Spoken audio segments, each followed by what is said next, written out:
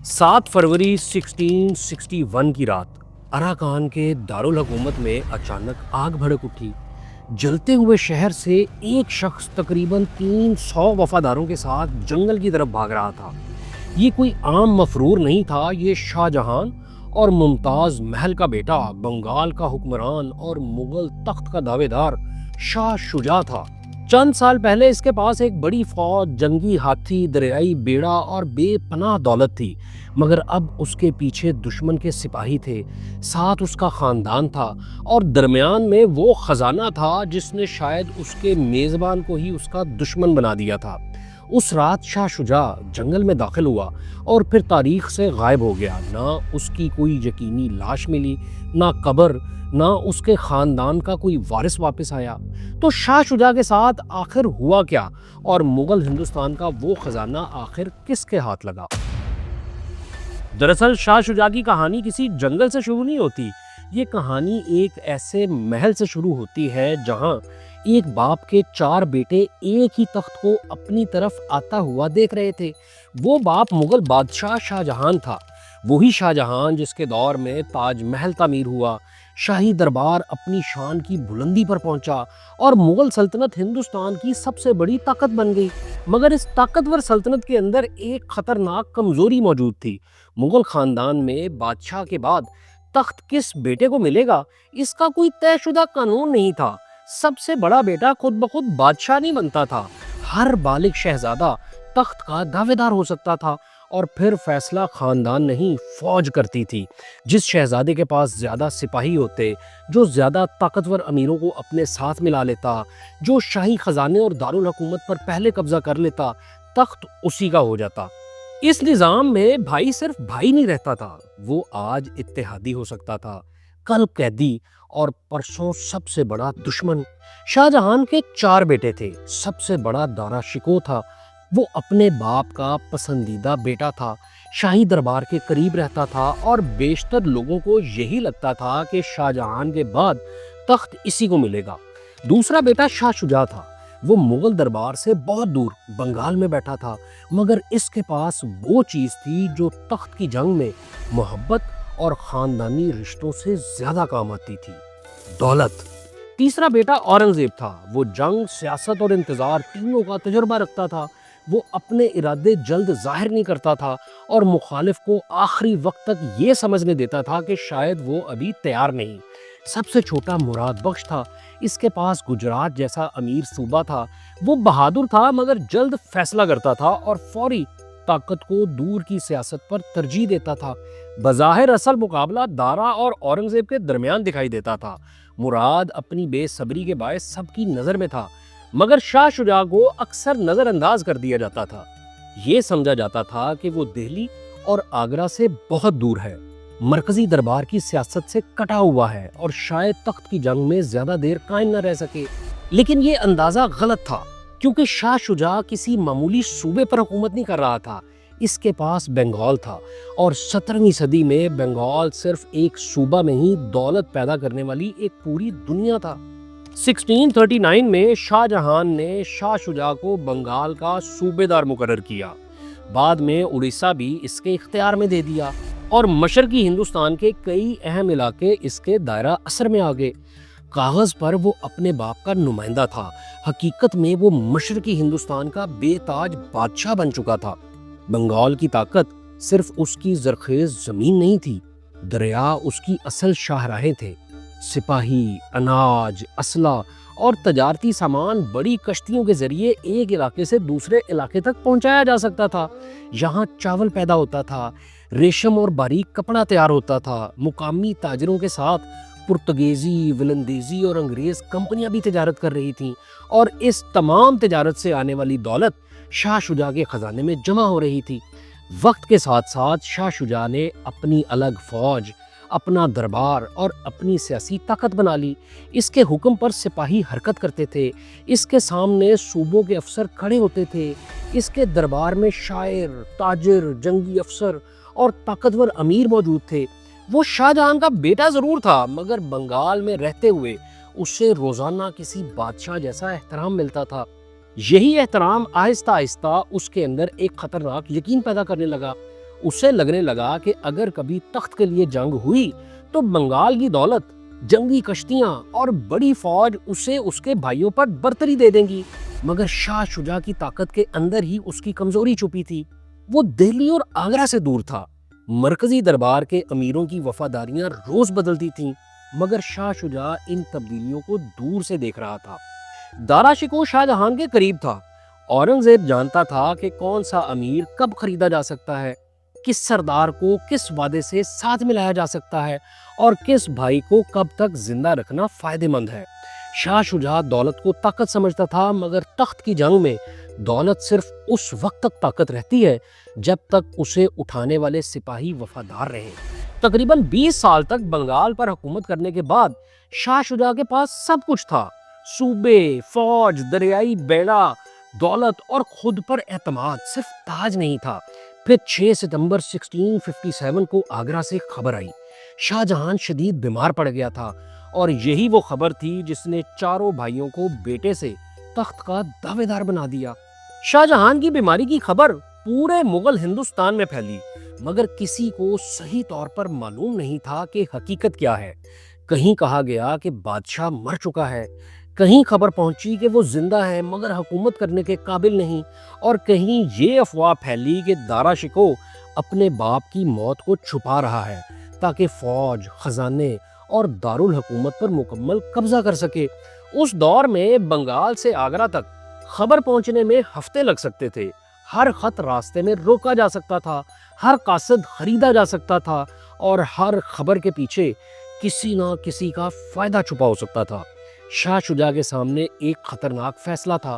اگر وہ شاہ جہاں کی موت کی تصدیق کا انتظار کرتا تو ممکن تھا دارا شکوہ اس دوران تخت، فوج اور خزانے پر قبضہ کر لیتا، اور اگر وہ فوراً خود کو بادشاہ قرار دیتا تو زندہ باپ کے خلاف بغاوت کا مجرم بن سکتا تھا۔ مگر شاہ شجاع جانتا تھا کہ یہ صرف وفاداری اور بغاوت کا سوال نہیں، یہ اس کی زندگی کا سوال بھی تھا۔ اگر دارا بادشاہ بن جاتا تو شاہی خون رکھنے والا ہر بھائی اس کے لیے خطرہ ہوتا، اور مغل سیاست میں تخت کے خطرات کو زیادہ دیر زندہ نہیں رکھا جاتا تھا۔ شاہ شجاع نے انتظار نہ کرنے کا فیصلہ کیا۔ نومبر 1657 کے آخر میں راج محل میں دربار سجایا گیا۔ شاہ شجاع نے بادشاہی القابات اختیار کیے اور خود کو مغل سلطنت کا حکمران قرار دے دیا۔ اس اعلان کے بعد واپسی کا راستہ بند ہو چکا تھا۔ اب وہ صرف شاہ جہاں کا بیٹا جب بنگال کا صوبے دار نہیں رہا تھا، وہ تخت کا دعوے دار تھا۔ اس نے فوج جمع کی، خشکی پر سپاہی، گھوڑے، توپیں اور ہاتھی آگے بڑھے، جبکہ گنگا میں جنگی کشتیاں خوراک اور اسلحہ لے کر ان کے ساتھ چلنے لگیں۔ شاہ شجاع کو یقین تھا کہ مشرق سے آنے والی اس طاقت کو روکنا آسان نہیں ہوگا، مگر دارا شکوہ خود میدان میں نہیں آیا۔ اس نے اپنے بیٹے سلیمان شکوہ کو شاہ شجاع کے مقابلے کے لیے بھیجا۔ اس کے ساتھ تجربہ کار راجپوت کمانڈر راجہ جے سنگھ بھی تھا۔ فروری 1658 میں بنارس کے قریب بہادر پور کے میدان میں دونوں فوجیں ٹکرائیں۔ یہ شاہ شجاع کی تخت کے لیے پہلی بڑی جنگ تھی، اور یہی اس کی پہلی بڑی شکست بن گئی۔ اس کی فوج منتشر ہوئی، قیمتی سامان اور شاہی پڑاؤ دشمن کے ہاتھ لگا، اور شاہ شجاع کو گنگا کے راستے واپس بنگال کی طرف جانا پڑا۔ مگر وہ ابھی ختم نہیں ہوا تھا۔ وہ بنگال پہنچا، اپنی باقی فوج جمع کی، اور کچھ عرصے بعد دارا شکوہ کے ساتھ ایک معاہدہ ہو گیا۔ اس ایگریمنٹ کے تحت بنگال اور اڑیسہ پر شاہ شجاع کا اختیار برقرار رہنا تھا۔ چند ماہ کے لیے ایسا لگا کہ شاید وہ تخت کی جنگ سے نکل گیا ہے۔ اس نے اپنا صوبہ بچا لیا تھا، خزانہ اب بھی اس کے پاس تھا، فوج مکمل طور پر ختم نہیں ہوئی تھی۔ مگر جب شاہ شجاع مشرق میں اپنی طاقت دوبارہ جمع کر رہا تھا، مغرب میں اورنگزیب پورا کھیل بدل چکا تھا۔ اس نے دارا کی فوج کو شکست دی، آگرہ پر قبضہ کیا، شاہ جہاں کو قلعے تک محدود کر دیا، اور اپنے اتحادی مراد بخش کو بھی گرفتار کر لیا۔ چند ماہ پہلے تک 4 بھائی تخت کے دعوے دار تھے، اب دارا بھاگ رہا تھا، مراد قید تھا، شاہ جہاں بے اختیار ہو چکا تھا، اور تخت کے 2 بڑے دعوے دار باقی تھے، اورنگزیب اور شاہ شجاع۔ دارا کی شکست کے بعد شاہ شجاع کے سامنے 2 راستے تھے۔ وہ اورنگزیب کو بادشاہ تسلیم کر کے بنگال میں خاموشی سے بیٹھ جاتا، یا اپنی باقی طاقت کے ساتھ تخت کے لیے آخری جنگ لڑتا۔ پہلا راستہ محفوظ دکھائی دیتا تھا، مگر مراد بخش کا انجام شاہ شجاع کے سامنے تھا۔ مراد نے اورنگزیب کے ساتھ مل کر دارا کے خلاف جنگ لڑی تھی، مگر جیسے ہی اس کی ضرورت ختم ہوئی اورنگزیب نے اسے گرفتار کر لیا۔ شاہ شجاع جانتا تھا کہ اس کی فوج، دولت اور شاہی خون ہمیشہ اورنگزیب کے لیے خطرہ رہیں گے۔ وہ آج معاف کیا جا سکتا تھا مگر کل قید بھی کیا جا سکتا تھا، اس لیے اس نے جنگ کا انتخاب کیا۔ یہ فیصلہ صرف تاج کی خواہش نہیں تھا، اس میں خوف بھی شامل تھا۔ شاہ شجاع شاید یہ سمجھتا تھا کہ بادشاہ بن کر ہی وہ زندہ رہ سکتا ہے۔ اس نے ایک مرتبہ پھر اپنی فوج تیار کی۔ اس کے پاس جنگی ہاتھی، توپ خانہ، گھڑ سوار اور بنگال کی دولت تھی۔ دوسری طرف اورنگزیب کے پاس بڑی فوج کے ساتھ ایسے تجربہ کار کمانڈر بھی تھے جو صرف میدان نہیں، لوگوں کی وفاداریاں بدلنے کا فن بھی جانتے تھے۔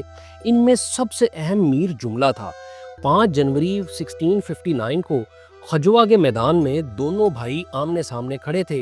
ایک طرف اورنگزیب تھا جس نے ابھی تخت حاصل کیا تھا مگر پورے ہندوستان پر اس کی گرفت مکمل نہیں ہوئی تھی۔ دوسری طرف شاہ شجاع تھا جس کے لیے یہ جنگ تخت سے زیادہ سروائیول کی جنگ بن چکی تھی۔ اگر اورنگزیب اس میدان میں ہار جاتا تو دارا کے باقی حامی دوبارہ اٹھ سکتے تھے، ناراض راجپوت سردار بغاوت کر سکتے تھے اور وہ مغل امیر جو ابھی خاموش تھے شاہ شجاع کے ساتھ آ سکتے تھے۔ یعنی خجوا کی جنگ صرف 2 بھائیوں کے درمیان نہیں تھی، اس دن مغل تخت کا مستقبل طے ہونا تھا۔ جنگ توپوں کی آواز سے شروع ہوئی، میدان میں بارود کا دھواں پھیلنے لگا، ہاتھی آگے بڑھے، گھڑ سواروں نے حملے کیے۔ کچھ وقت کے لیے شاہ شجاع کی فوج نے اورنگزیب کی صفوں پر شدید دباؤ ڈالا، مگر ابتدائی طاقت کو آخری فتح میں بدلنا الگ بات تھی۔ اورنگزیب نے اپنی صفوں کو ٹوٹنے سے بچایا، اس نے محفوظ دستوں کو آگے کیا اور توپ خانے کا دباؤ شاہ شجاع کے مرکز پر بڑھا دیا۔ جنگ طول پکڑتی گئی، شاہ شجاع کے ہاتھیوں کی ترتیب ٹوٹنے لگی، گھڑ سوار بکھرنے لگے۔ پھر میدان میں یہ تاثر پھیل گیا کہ شاہ شجاع کی فوج پیچھے ہٹ رہی ہے۔ پرانی جنگوں میں شکست ہمیشہ دشمن کی تلوار سے شروع نہیں ہوتی تھی، کبھی ایک افواہ ہی پوری فوج کو توڑ دیتی تھی۔ کمانڈر مارا گیا، ہاتھی واپس مڑ گیا، توپ خانہ چھن گیا، فلاں سردار میدان چھوڑ گیا۔ خجوا میں بھی جیسے ہی سپاہیوں کو لگا کہ جنگ ہاتھ سے نکل رہی ہے، صفیں بکھرنے لگیں۔ کچھ سپاہی بھاگ گئے، کچھ نے ہتھیار ڈال دیے اور کچھ شاہ شجاع کے ساتھ مشرق کی طرف نکل گئے۔ شاہ شجاع اس میدان میں نہ مارا گیا نہ گرفتار ہوا، مگر اس دن اس کا بادشاہ بننے کا سب سے مضبوط موقع ختم ہو گیا۔ وہ بنگال کی طرف واپس جا رہا تھا لیکن اورنگزیب اسے دوبارہ فوج جمع کرنے کا موقع دینے کے لیے تیار نہیں تھا۔ اس نے شاہ شجاع کے پیچھے صرف سپاہی نہیں بھیجے، اس نے میر جملہ کو بھیجا۔ اور اب شروع ہونے والی جنگ میں کوئی ایک میدان نہیں تھا، اس جنگ میں شاہ شجاع کے قدموں کے نیچے سے پوری زمین کھینچ لی جانی تھی۔ خجوا کے بعد شاہ شجاع کی حیثیت بدل چکی تھی، وہ دہلی کی طرف بڑھنے والا بادشاہ نہیں تھا، وہ اپنے ہی صوبے کی طرف واپس جاتا ہوا ایک شکست خوردہ شہزادہ تھا۔ اسے امید تھی کہ بنگال پہنچ کر وہ دریاؤں، قلعوں اور اپنی پرانی سیاسی طاقت کی مدد سے میر جملہ کو روک لے گا۔ کبھی دریا دونوں فوجوں کے درمیان دیوار بن جاتا، کبھی شاہ شجاع کی کشتیاں راستہ روک دیتی، کبھی وہ ایک شہر چھوڑ کر اگلی مضبوط جگہ پر پہنچ جاتا۔ مگر میر جملہ صرف فوج کے ساتھ اس کا تعاقب نہیں کر رہا تھا، وہ شاہ شجاع کے ارد گرد موجود لوگوں کو بھی اس سے الگ کر رہا تھا۔ مقامی سرداروں کو اندازہ ہونے لگا کہ اورنگزیب اب صرف تخت کا دعوے دار نہیں رہا، وہ مغل بادشاہ بن چکا ہے۔ ایک ہارے ہوئے شہزادے کا ساتھ دینا اب وفاداری نہیں، اپنے خاندان اور جاگیر کو خطرے میں ڈالنا تھا۔ ہر نئی پسپائی کے ساتھ شاہ شجاع کی طاقت کم ہوتی گئی۔ کوئی سردار اپنی زمین بچانے کے لیے اورنگزیب کے ساتھ ہو گیا، کوئی افسر سمجھ گیا کہ جنگ ختم ہو چکی ہے، کوئی سپاہی تنخواہ نہ ملنے پر الگ ہو گیا اور کوئی شاہ شجاع کے خزانے سے اپنا حصہ لے کر خاموشی سے غائب ہو گیا۔ شاہ شجاع کے پاس اب بھی دولت تھی مگر دولت کم ہو رہی تھی، اس کے پاس اب بھی وفادار تھے مگر ان کی تعداد گھٹ رہی تھی۔ وہ جانتا تھا کہ بنگال کا موسم اور دلدلی راستے میر جملہ کی فوج کو روک سکتے ہیں، لیکن میر جملہ رکا نہیں، وہ آہستہ آہستہ شاہ شجاع کے تمام محفوظ راستے بند کرتا گیا۔ اپریل 1660 تک حالات اس مقام پر پہنچ چکے تھے کہ شاہ شجاع تانڈا کے قریب گھیرے جانے کے خطرے سے دوچار تھا۔ نئی فوج کھڑی کرنا تقریباً ناممکن ہو چکا تھا، بڑے سرداروں کی وفاداری ٹوٹ چکی تھی اور میر جملہ اتنا قریب پہنچ گیا تھا کہ اگلی شکست کے بعد شاید فرار کا راستہ بھی باقی نہ رہتا۔ یہاں شاہ شجاع کو پہلی مرتبہ ماننا پڑا کہ دہلی کا تخت اب اس کی پہنچ سے نکل چکا ہے۔ لیکن اب سوال تخت کا نہیں تھا، اس کے ساتھ اس کی بیویاں تھیں، بیٹے اور بیٹیاں تھیں، چھوٹے بچے تھے، شاہی حرم کی عورتیں تھیں، محافظ، ملازم اور وہ خاندان تھے جنہوں نے اورنگزیب کی معافی قبول کرنے کی بجائے اس کے ساتھ رہنے کا فیصلہ کیا تھا۔ اور ان سب کے درمیان خزانے کے وہ صندوق بھی تھے جن میں سونا، چاندی، زیورات اور دوسری قیمتی چیزیں موجود تھیں۔ وہی خزانہ جس نے کبھی شاہ شجاع کو بادشاہ بننے کا حوصلہ دیا تھا، اب اس کے فرار کو مشکل بنا رہا تھا۔ ایک اکیلا شخص جنگل میں غائب ہو سکتا ہے، ایک پورا شاہی دربار نہیں۔ شاہ شجاع چاہتا تو چند گھڑ سواروں کے ساتھ نکل سکتا تھا، مگر خاندان کو ساتھ لے جانے کے لیے پالکیاں، کشتیاں، خدمتگار، خوراک اور محافظ درکار تھے۔ خزانے کے صندوق الگ رفتار کم کر رہے تھے۔ شاہ شجاع کے سامنے اب دو ہی راستے تھے، وہ اپنے خاندان اور خزانے کو چھوڑ کر اپنی جان بچاتا یا سب کو ساتھ لے کر ہندوستان سے نکلنے کی کوشش کرتا۔ اس نے دوسرا راستہ چنا۔ یہاں تخت کی جنگ ختم ہو گئی اور ایک باپ کی اپنے خاندان کو بچانے کی آخری کوشش شروع ہوئی۔ وہ سفر جس کی منزل مکہ تھی۔ شاہ شجاع ہمیشہ کے لیے کسی جنگل میں چھپنا نہیں چاہتا تھا، اس کا منصوبہ مکہ جانے کا تھا۔ وہاں پہنچ کر شاید وہ کچھ عرصہ گزارتا اور پھر ایران یا عثمانی سلطنت کے کسی دربار کا رخ کرتا۔ ایک مغل شہزادے کو وہاں سیاسی پناہ، مالی مدد یا کم از کم محفوظ زندگی مل سکتی تھی، مگر بنگال سے مکہ تک پہنچنے کے لیے جہاز اور محفوظ بندرگاہ درکار تھی۔ اور شاہ شجاع کو ایک ایسے حکمران کی ضرورت تھی جو اورنگزیب کے دباؤ کے باوجود اسے آگے جانے دے۔ اس نے اراکان کے بادشاہ ساندا تھمودا سے رابطہ کیا۔ اراکان بنگال کے جنوب مشرق میں واقع ایک ساحلی سلطنت تھی۔ اس کا دارالحکومت خلیج بنگال کی تجارت سے جڑا ہوا تھا۔ روایت کے مطابق اراکانی بادشاہ نے شاہ شجاع کو عارضی پناہ دینے اور بعد میں مکہ جانے کے لیے جہاز فراہم کرنے کا وعدہ کیا۔ شاہ شجاع کے لیے یہ وعدہ زندگی کی آخری امید تھا۔ 6 اپریل 1660 کو وہ اپنے خاندان اور باقی قافلے کے ساتھ تاندا سے روانہ ہوا۔ 12 اپریل کو وہ ڈھاکہ پہنچا۔ یہ وہی علاقہ تھا جہاں کبھی اس کے حکم سے سرکاری فیصلے ہوتے تھے، جہاں اس کے افسر اس کے سامنے کھڑے ہوتے تھے اور جہاں اس کے دور کی عمارتیں اس کی طاقت کی گواہی دیتی تھیں۔ مگر اب وہ ڈھاکہ میں حکمران بن کر نہیں آیا تھا، وہ اپنا صوبہ چھوڑنے آیا تھا۔ 6 مئی کو قافلہ ڈھاکہ سے نکلا۔ 12 مئی کے قریب بھنوا کے مقام پر اراکانی کشتیاں اس کے انتظار میں تھیں۔ چند دن بعد میر جملہ ڈھاکہ پہنچ گیا۔ شاہ شجاع اور گرفتاری کے درمیان صرف چند دنوں کا فرق تھا۔ اگر وہ معمولی سی تاخیر کرتا تو شاید اس کی کہانی اراکان کے جنگل میں نہیں، ڈھاکہ میں ہی ختم ہو جاتی۔ قافلہ آگے بڑھا۔ اس میں شاہی خواتین، بچے، سپاہی، ملازم، خوراک، اسلحہ اور خزانے کے صندوق شامل تھے۔ یہ کسی شکست خوردہ سپاہی کا فرار نہیں تھا، یہ ایک پوری شاہی دنیا کی نقل مکانی تھی۔ خزانے کی اصل مقدار آج معلوم نہیں۔ کچھ روایتیں چند صندوقوں کا ذکر کرتی ہیں، کچھ سونے اور زیورات سے لدے جانوروں کا۔ بعد کی داستانوں نے اس خزانے کو بہت بڑھا چڑھا کر بھی پیش کیا، مگر اتنا واضح ہے کہ شاہ شجاع خالی ہاتھ اراکان نہیں پہنچا تھا۔ وہ جانتا تھا کہ جلا وطنی میں صرف شاہی نام کافی نہیں ہوتا، جہاز خریدنے، محافظ رکھنے اور کسی دوسرے دربار تک پہنچنے کے لیے دولت درکار ہوتی ہے۔ مگر یہی دولت جس پر اس کا مستقبل منحصر تھا، کسی دوسرے شخص کے لیے لالچ بھی بن سکتی تھی۔ اگست 1660 میں شاہ شجاع کا قافلہ ماروکیو پہنچ گیا۔ پیچھے اورنگزیب کی فوج رہ گئی تھی، سامنے ایک بادشاہ تھا جس نے حفاظت اور جہاز کا وعدہ کیا تھا۔ شاہ شجاع نے شاید پہلی مرتبہ سکون کا سانس لیا ہوگا۔ اسے لگا ہوگا کہ وہ تخت تو ہار گیا مگر اپنے خاندان کو بچا لایا ہے۔ مگر جس جگہ کو وہ پناہ گاہ سمجھ رہا تھا، وہ آہستہ آہستہ ایک سنہری قید خانہ بننے والی تھی۔ ماروکیو کوئی معمولی جنگلی بستی نہیں تھا، یہ ایک طاقتور ساحلی سلطنت کا دارالحکومت تھا۔ اس کے حکمران بنگال کی سیاست، مغل سلطنت کی طاقت اور شاہی خاندان کی اندرونی لڑائیوں سے واقف تھے۔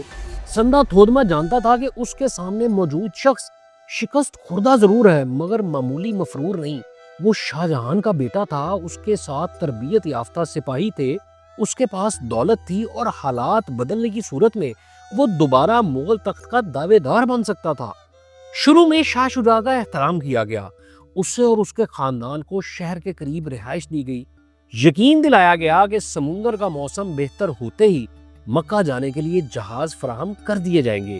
شاہ شجاع کے پاس انتظار کے سوا اور کوئی آپشن نہیں تھا۔ بارشوں اور خراب سمندر میں طویل سفر خطرناک ہو سکتا تھا۔ چند ہفتوں کی تاخیر معمول کی بات تھی، مگر چند ہفتے گزر گئے، پھر ایک مہینہ، پھر دوسرا، اور جہاز نہیں آیا۔ ہر مرتبہ کوئی نئی وجہ سامنے آتی، کبھی موسم خراب تھا، کبھی جہاز تیار نہیں تھا، کبھی انتظامات مکمل نہیں ہوتے تھے۔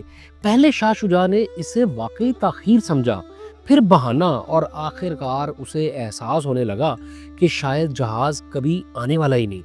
وہ ایک ایسی سلطنت کے اندر تھا جہاں اس کے پاس اپنی بندرگاہ نہیں تھی، اپنی کشتی نہیں تھی، اور میزبان کی اجازت کے بغیر باہر نکلنے کا کوئی محفوظ راستہ نہیں تھا۔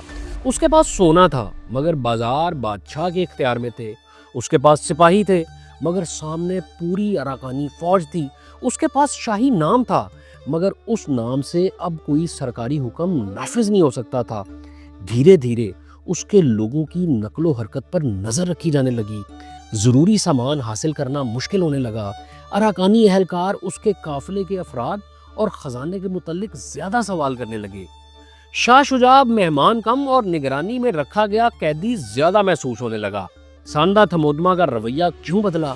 اس سوال پر تاریخی روایتیں ایک جیسی نہیں مگر زیادہ تر کہانیاں دو چیزوں کے گرد گھومتی ہیں: شاہ شجاع کا خزانہ اور اس کی ایک بیٹی۔ ایک روایت کے مطابق تھمودما نے جب شاہ شجاع کے ساتھ آنے والی دولت دیکھی تو اس کی نیت بدل گئی۔ یہ صرف چند زیورات نہیں تھے، یہ ایک ایسے شہزادے کی باقی دولت تھی جس نے تقریباً 20 سال تک مغل سلطنت کے امیر ترین علاقوں میں حکومت کی تھی، اور اب اس دولت کی حفاظت کرنے والی کوئی سلطنت موجود نہیں تھی۔ شاہ شجاع کے پاس چند 100 وفادار ضرور تھے مگر ایسی فوج نہیں تھی جو اراکان کے بادشاہ کو خوفزدہ کر سکے۔ اورنگزیب خود شاہ شجاع کا دشمن تھا۔ اگر اراکانی بادشاہ اس کے خزانے پر قبضہ کر لیتا تو ہندوستان سے شاید کوئی اس دولت کا حساب مانگنے نہ آتا، مگر خزانہ حاصل کرنا اتنا آسان بھی نہیں تھا۔ شاہ شجاع زندہ تھا، اس کے بیٹے موجود تھے، اس کے ساتھ مسلح وفادار تھے، اور میروکیوں میں آباد بنگالی اور مسلمان اسے ایک شاہی شخصیت کے طور پر دیکھ سکتے تھے۔ ایک زندہ مغل شہزادہ اراکانی دربار کے لیے کسی بھی وقت خطرہ بن سکتا تھا۔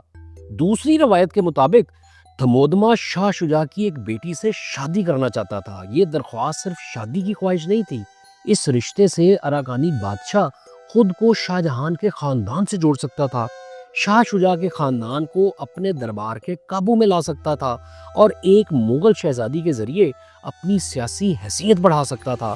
مگر شاہ شجاع نے انکار کر دیا۔ وہ شخص جو کچھ عرصہ پہلے تک خود کو ہندوستان کا بادشاہ سمجھتا تھا، اپنی بیٹی کو میزبان کے حرم میں بھیجنے کے لیے تیار نہیں تھا۔ شاید اسے یہ رشتہ اپنے خاندان کی شان کے خلاف محسوس ہوا، شاید اسے اب بھی یقین تھا کہ وہ عارضی مہمان ہے اور جلد مکہ روانہ ہو جائے گا، یا شاید اسے سمجھ آ چکی تھی کہ شادی کی درخواست کے پیچھے اس کے خاندان اور خزانے کو مکمل طور پر قابو کرنے کا ارادہ چھپا ہے۔ اصل وجہ جو بھی تھی، دونوں کے درمیان موجود ظاہری احترام ختم ہونے لگا، جہاز کا وعدہ بھلا دیا گیا، شاہ شجاع کی نگرانی بڑھ گئی، اس کے سپاہیوں کو محدود کیا جانے لگا، اور اب یہ واضح تھا کہ اراکانی بادشاہ اسے آزادانہ طور پر ملک چھوڑنے نہیں دے گا۔ شاہ شجاع بھی اپنا خزانہ حوالے کر کے خاموشی سے قید ہونے کے لیے تیار نہیں تھا۔ تخت ہارنے کے بعد اس کے پاس صرف خاندان، چند وفادار اور یہی دولت باقی تھی۔ خزانہ چلا جاتا تو مکہ کا راستہ بھی ختم ہو جاتا، کسی دوسرے دربار تک پہنچنے کی امید بھی ختم ہو جاتی، اور وہ مکمل طور پر تھمودما کے رحم و کرم پر آ جاتا۔ اسی دوران اراکانی دربار تک ایک خطرناک خبر پہنچی۔ دعویٰ کیا گیا کہ شاہ شجاع اپنے مسلح وفاداروں اور شہر میں موجود ناراض لوگوں کی مدد سے بادشاہ کے خلاف کارروائی کی تیاری کر رہا ہے۔ کیا شاہ شجاع واقعی اراکانی تخت پر قبضہ کرنا چاہتا تھا؟ یہ واضح نہیں، اس کے پاس چند سو تھکے ہوئے اور جلاوطن افراد تھے، سامنے ایک پوری ریاست تھی۔ اس کے لوگ شہر کے راستوں سے ناواقف تھے اور ان کے ساتھ خواتین، بچے اور قیمتی سامان بھی موجود تھا۔ ممکن ہے شاہ شجاع نے صرف فرار کا منصوبہ بنایا ہو، ممکن ہے وہ اپنے خاندان اور خزانے کو بچانے کے لیے کسی بندرگاہ تک پہنچنا چاہتا ہو، اور یہ بھی ممکن ہے کہ اراکانی دربار نے اسی تیاری کو بغاوت قرار دے کر حملے کا جواز بنا لیا ہو۔ مگر حقیقت اب اہم نہیں رہی تھی۔ تھمودما کو شاہ شجاع کے خلاف طاقت استعمال کرنے کا بہانہ مل چکا تھا۔ 7 فروری 1661 کی رات اراکانی سپاہیوں نے شاہ شجاع کے ٹھکانے کی طرف پیش قدمی شروع کر دی اور پھر مہروکیوں میں آگ بھڑک اٹھی۔ اس رات جو کچھ ہوا اس کی مکمل اور ایک جیسی ڈیٹیل کسی ایک مستند عینی شاہد نے محفوظ نہیں کی، مگر زیادہ تر روایتیں ایک بات پر متفق ہیں: شاہ شجاع اور اراکانی بادشاہ کے درمیان معاملہ کھلی دشمنی میں بدل چکا تھا۔ جب اراکانی سپاہی شاہ شجاع کے ٹھکانے کی طرف بڑھے تو اس کے وفاداروں نے مزاحمت کی۔ مہروکیوں کی تنگ گلیوں میں تصادم شروع ہو گیا۔ شاہ شجاع کے پاس محدود افراد تھے، مگر گلیوں میں بڑی فوج ایک ساتھ آگے نہیں بڑھ سکتی تھی، اس لیے اس کے سپاہی کچھ دیر مقابلہ کر سکتے تھے، مگر ان کے پیچھے صرف سپاہی نہیں تھے، وہاں خواتین تھیں، بچے تھے، ملازم تھے، زخمی لوگ تھے اور خزانے کے صندوق تھے۔ اگر شاہ شجاع اکیلا ہوتا تو شاید چند گھڑ سواروں کے ساتھ کسی راستے سے نکل جاتا، مگر اسے اپنے پورے خاندان کو آگ، شور اور حملہ آور سپاہیوں کے درمیان سے نکالنا تھا۔ اسی دوران شہر میں آگ پھیل گئی۔ آگ کس نے لگائی؟ ایک روایت کے مطابق شاہ شجاع کے لوگوں نے خود مختلف مقامات پر آگ لگائی تاکہ دھوئیں اور افراتفری میں فرار کا راستہ بن سکے۔ دوسری صورت یہ ہو سکتی ہے کہ لڑائی کے دوران عمارتوں میں آگ لگی اور پھر پورے علاقے میں پھیل گئی۔ جو بھی ہوا، آگ نے چند لمحوں کے لیے اراکانی فوج کی ترتیب توڑ دی، مگر اس نے شاہ شجاع کے قافلے کو بھی بکھیر دیا۔ دھواں گلیوں میں بھر گیا، لوگ ایک دوسرے سے جدا ہونے لگے، کچھ وہیں پکڑے گئے، کچھ مقابلے میں مارے گئے، کچھ مختلف راستوں سے شہر سے نکلنے کی کوشش کرنے لگے۔ یہ واضح نہیں کہ شاہی خاندان کے کتنے افراد شاہ شجاع کے ساتھ باہر نکل سکے، مگر روایت کے مطابق شاہ شجاع اپنے محدود وفاداروں کے ساتھ شہر سے نکل کر جنگل کی طرف بڑھا۔ پیچھے ماروکیو جل رہا تھا، وہی شہر جہاں وہ حفاظت کی امید لے کر آیا تھا۔ وہ جہاز جس کے ذریعے اسے مکہ جانا تھا کبھی نہیں آیا۔ وہ بادشاہ جس نے پناہ دینے کا وعدہ کیا تھا اب اس کے تعاقب میں سپاہی بھیج رہا تھا، اور وہ خزانہ جسے شاہ شجاع نئی زندگی شروع کرنے کا ذریعہ سمجھتا تھا اب شاید اس کے ہاتھ سے نکل رہا تھا۔ سامنے اراکان کے گھنے جنگلات اور پہاڑیاں تھیں۔ شاہ شجاع ان راستوں سے ناواقف تھا، اس کا تعاقب کرنے والے انہی علاقوں کے رہنے والے تھے۔ شاہ شجاع کو آخری مرتبہ اپنے وفاداروں کے ساتھ جنگل کی طرف جاتے ہوئے دیکھا گیا۔ اس کے بعد تاریخی ریکارڈ اچانک ٹوٹ جاتا ہے۔ نہ کوئی ویریفائڈ خط، نہ کسی دوسرے دربار میں اس کی موجودگی کا ثبوت، نہ کوئی یقینی لاش، نہ کوئی قبر، اور یہی وہ پوائنٹ ہے جہاں ایک تاریخی واقعہ ایک مسٹری بن جاتا ہے۔ شاہ شجاع کے انجام کے بارے میں سب سے مضبوط اور زیادہ قبول کی جانے والی روایت یہ ہے کہ وہ اراکان سے زندہ نہیں نکل سکا۔ اس روایت کے مطابق اراکانی سپاہیوں نے جنگل میں اس کا تعاقب کیا۔ وہ یا تو مقابلے کے دوران مارا گیا یا گرفتار ہونے کے بعد اسے ختم کر دیا گیا۔ اس کی لاش عام لوگوں کے سامنے نہیں لائی گئی، اسے کسی شاہی اعزاز کے ساتھ دفن نہیں کیا گیا، اور اس کے نام سے ایسی کوئی قبر نہیں بنائی گئی جہاں اس کے وفادار جمع ہو سکتے۔ ایک شکست خوردہ شہزادے کی قبر بھی سیاسی خطرہ بن سکتی تھی۔ کل کوئی شخص اس کے بیٹے کے نام پر بغاوت شروع کر سکتا تھا۔ کوئی گروہ اس کی قبر کو اراکانی بادشاہ کے خلاف مزاحمت کی علامت بنا سکتا تھا۔ اس لیے ممکن ہے کہ اس کی لاش کو خاموشی سے کسی نامعلوم مقام پر دفن کر دیا گیا ہو۔ لیکن لاش اور قبر نہ ملنے کی وجہ سے دوسری کہانیاں بھی پیدا ہوئیں۔ کچھ مقامی روایتیں دعویٰ کرتی ہیں کہ شاہ شجاع اراکانی سپاہیوں سے بچ نکلا اور تریپورہ کی طرف چلا گیا، کچھ اسے منی پور تک پہنچاتی ہیں۔ ان کہانیوں میں وہ اپنی شاہی شناخت چھپا کر کسی دور علاقے میں نئی زندگی شروع کرتا ہے۔ یہ داستانیں سننے میں دلچسپ ہیں کیونکہ وہ ایک گمشدہ شہزادے کو مرنے نہیں دیتی، مگر ان کے سامنے سب سے بڑا مسئلہ ثبوت کا ہے۔ شاہ شجاع کوئی ایسا عام شخص نہیں تھا جو نیا نام اختیار کر کے آسانی سے غائب ہو جاتا۔ اس کے ساتھ خاندان، سپاہی، خادم اور معروف درباری تھے۔ اگر وہ کسی دوسری ریاست میں زندہ پہنچتا تو اس کی موجودگی چھپانا بہت مشکل ہوتا۔ ایران، عثمانی سلطنت، تریپورہ یا کوئی دوسرا حکمران اسے اورنگزیب کے خلاف ایک قیمتی سیاسی مورے کے طور پر استعمال کر سکتا تھا۔ مگر 1661 کے بعد شاہ شجاع کی طرف سے کوئی ویریفائڈ خط، فرمان یا سیاسی پیغام سامنے نہیں آتا۔ وہ دوبارہ تخت کا دعویٰ نہیں کرتا، کسی غیر ملکی دربار میں ظاہر نہیں ہوتا اور اس کا کوئی معتبر نمائندہ بھی اس کی زندہ ہونے کی خبر لے کر مغل ہندوستان کی طرف نہیں پہنچتا۔ یہ مکمل خاموشی اس کی موت کی روایت کو زیادہ مضبوط بناتی ہے۔ اس لیے سب سے محتاط نتیجہ یہی ہے کہ شاہ شجاع غالباً فروری 1661 میں ماروکیو یا اس کے قریب اراکانی فوج کے ہاتھوں مارا گیا۔ مگر وہ کہاں مارا گیا؟ مقابلے میں یا گرفتاری کے بعد اس کے ساتھ آخری لمحے میں کون موجود تھا اور اس کی لاش کہاں گئی؟ ان سوالوں کے یقینی جواب آج بھی موجود نہیں۔ شاہ شجاع کی گمشدگی اس کہانی کا سب سے بڑا راز ہے، مگر شاید سب سے دردناک حصہ اس کے خاندان کا انجام ہے۔ آگ اور تصادم کے دوران شاہی قافلہ بکھر گیا تھا۔ شاہ شجاع کے بیٹے، بیٹیاں، بیویاں، خدمتگار اور محافظ مختلف گروہوں میں پکڑے گئے۔ ان کے ساتھ کیا ہوا اس بارے میں تاریخی روایتیں ایک جیسی نہیں۔ ایک مضبوط روایت کے مطابق شاہ شجاع، اس کے خاندان اور اس کے ساتھ موجود اہم افراد کو اراکان میں ختم کر دیا گیا اور خاندان کا کوئی ایسا شاہی فرد زندہ نہ بچا جو بعد میں مغل تخت کا دعویٰ کر سکتا۔ دوسری روایتیں واقعات کو مختلف مرحلوں میں بیان کرتی ہیں۔ ان کے مطابق شاہ شجاع کے کچھ بیٹے ابتدائی تصادم میں مارے گئے، جبکہ کچھ افراد کو زندہ گرفتار کیا گیا۔ اس کی بیٹیوں کو اراکانی شاہی حرم میں لے جانے کا ذکر بھی ملتا ہے۔ ایک روایت میں تھمودما کی شاہ شجاع کی بڑی بیٹی سے شادی کا دعویٰ بھی کیا جاتا ہے، مگر یہ شادی یا قید کسی مستقل تحفظ میں تبدیل نہیں ہوئی۔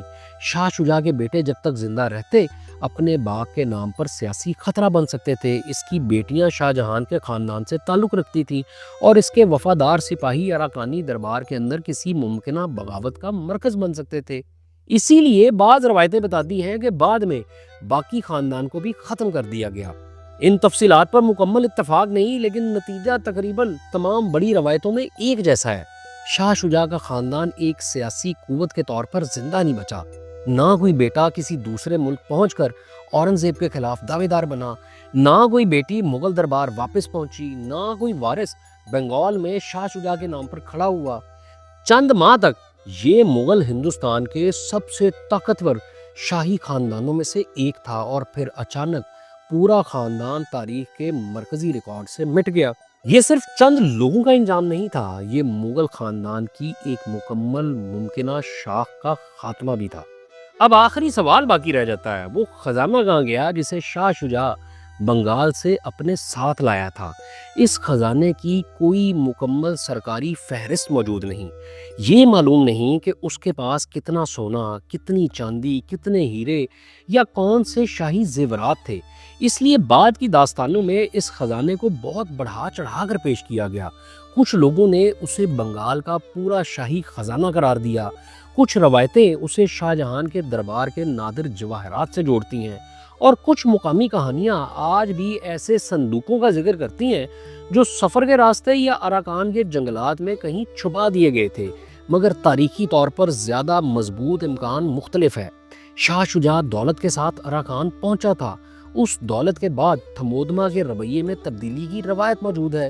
ماروکیو کی آگ میں شاہ شجاع کا قافلہ بکھر گیا، اس کا خاندان قید ہو گیا، اس کے سپاہی مارے گئے یا منتشر ہو گئے، اور اس کے بعد یہ خزانہ دوبارہ کسی مغل وارث کے قبضے میں نظر نہیں آتا۔ اس لیے غالب امکان یہی ہے کہ خزانے کا بڑا حصہ اراکانی بادشاہ اور اس کے دربار کے ہاتھ لگا۔ ممکن ہے کہ کچھ صندوق آگ اور لڑائی کے دوران لوٹے گئے ہوں، کچھ چیزیں سپاہیوں اور افسران میں تقسیم ہو گئی ہوں، کچھ وفادار اپنے ساتھ لے گئے ہوں اور کچھ سامان راستے میں چھپا دیا گیا ہو۔ مگر یہ سب امکانات ہیں۔ ایک بات زیادہ واضح ہے، جس دولت نے شاہ شجاع کو بنگال میں طاقتور بنایا، جس کے سہارے اس نے 2 مرتبہ تخت کی طرف پیش قدمی کی اور جس سے وہ مکہ تک پہنچنے اور اپنے خاندان کو نئی زندگی دینے کا ذریعہ سمجھتا تھا، وہ دولت اسے بچا نہ سکی، بلکہ شاید وہی اس کے میزبان کی نیت بدلنے کی سب سے بڑی وجہ بن گئی۔ شاہجہان کے چاروں بیٹے ایک ہی تخت کے لیے میدان میں اترے تھے۔ دارا شکوہ کی قبر کا مقام معلوم ہے، مراد بخش کی قبر موجود ہے، شاہجہان تاج محل میں دفن ہے، اورنگزیب کی قبر بھی تاریخ کے نقشے پر موجود ہے، مگر شاہ شجاع کے حصے میں نہ تخت آیا، نہ کوئی یقینی قبر، نہ آخری تحریر، اور نہ ایسا وارث جو دنیا کو بتا سکتا کہ اراکان کی اس رات اصل میں ہوا کیا تھا۔